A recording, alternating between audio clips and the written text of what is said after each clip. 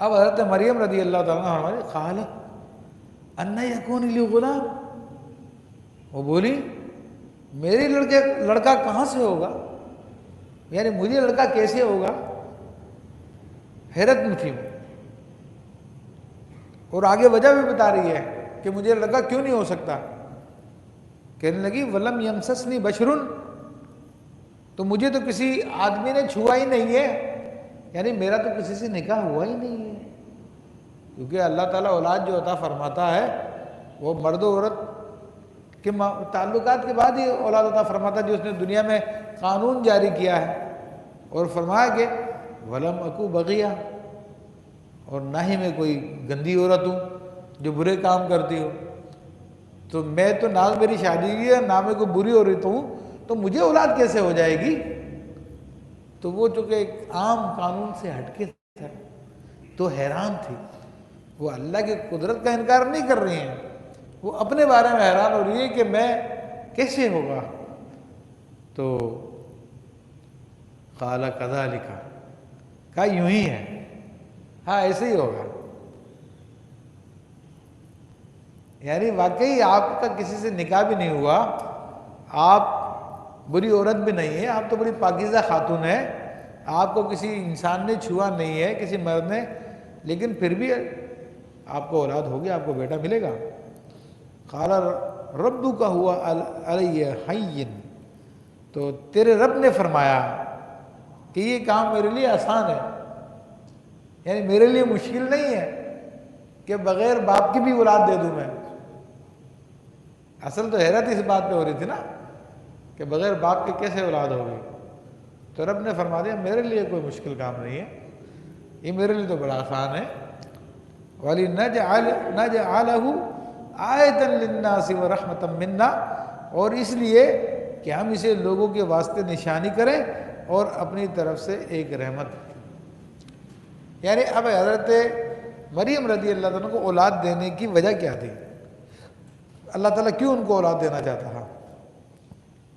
تو اللہ نے پھر یہ بھی وجہ بھی بتا دی کہ ہم نے تو یہ اس لیے کیا ہے تاکہ لوگوں کے لیے ایک نشانی بن جائے کہ اللہ ہر چیز پہ قادر ہے، اللہ تعالیٰ کسی کا محتاج نہیں ہے. وَهُوَ بِكُلِّ خَلْقٍ عَلِيمٌ، یہ سورہ یاسین کی آیت ہے کہ وہ ہر طرح کی پیدائش جانتا ہے، ہر طرح کی پیدائش جانتا ہے. تو پیدائش کا ایک طریقہ ہے جو ہم نے دیکھا، جو ہمارے سامنے اس دنیا میں جاری ہے کہ مذکر و مؤنث کا ملاپ، اس کے بعد ہی پیدائش وجود میں آتی ہے. لیکن اللہ تعالیٰ کے پاس اور بھی طریقے ہیں، اور اب یہ طریقہ یعنی اب تو سائنس بھی اس کو پروو کرتی ہے، اب تو سائنس نے بھی اس کو پروو کر دیا. یہ جو کلون ہوتا ہے وہ یہی ہے، سنگل سیل سے انسان پیدا کیا جاتا ہے، اس میں کوئی دوسرا سیل نہیں ملایا جاتا، سنگل سیل سے ایک مخلوق پیدا کر دی جاتی ہے. جدید سائنس نے بھی یہ طریقہ کلون کا طریقہ ایجاد کر لیا ہے، لیکن چونکہ یہ طریقہ کار ایسا طریقہ کار ہے کہ اس سے عیسائیوں کے عقیدے کی ساری عمارت گر جاتی ہے. کیونکہ عیسیٰ علیہ السلام کو یہ خدا کا بیٹا مانتے ہیں معاذ اللہ، یا خدا مانتے ہیں. کیوں مانتے ہیں جی؟ بغیر باپ کے پیدا ہوئے، تو جو بغیر باپ کے پیدا ہوتا وہ تو خدا ہوتا ہے، انہوں نے عقیدہ بنا لیا. تو حالانکہ اللہ نے بہت پہلے ان کو جواب دے دیا تھا کہ ان مثل عند اللہ، کہ اللہ کے نزدیک عیسیٰ علیہ السلام کی مثال تو آدم علیہ السلام کی طرح ہے.